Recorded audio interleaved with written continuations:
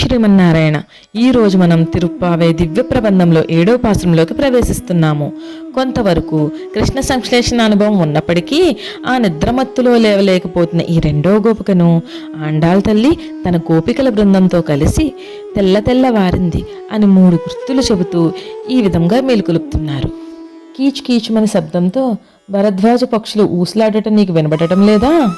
ఓ పిచ్చి పిల్ల, ఆ కృష్ణ స్పర్శతో పెరిగిన గోవులు ఇచ్చిన పాలతో చేసిన గడ్డ పెరుగును చిలుకుతూ ఉన్న గోపికల కాసుల పేరుల ధ్వనులు, కొప్పుల సవ్వడులు, గాజుల ధ్వనులు, కవ్వాలు దించినా దిగిన గడ్డ పెరుగును చిలకరించగా వచ్చే ధ్వనిలోని సంగీతం నీకు వినబడటం లేదా?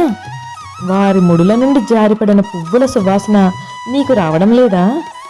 ఓ గోపికానాయకి, వారందరూ శ్రీమన్నారాయణుని కేశవ, నారాయణ అనే నామాలతో పిలుస్తూ పాడుతూ ఉంటే ఇంకా నిద్రపోతున్నావా?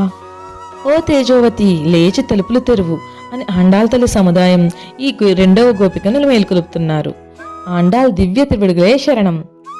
ఈ విధంగా పొగడ పువ్వుల సువాసనతో, ఆ నారాయణునితో, ధ్వజ పక్షులతో ఆండాళ్ తల్లి జడ మన నరసాపురం ఆదికేశవ ఎంబేర్మన్నార్ కోవెలలో గోదాదేవికి అలంకరించబడి ఉన్నది.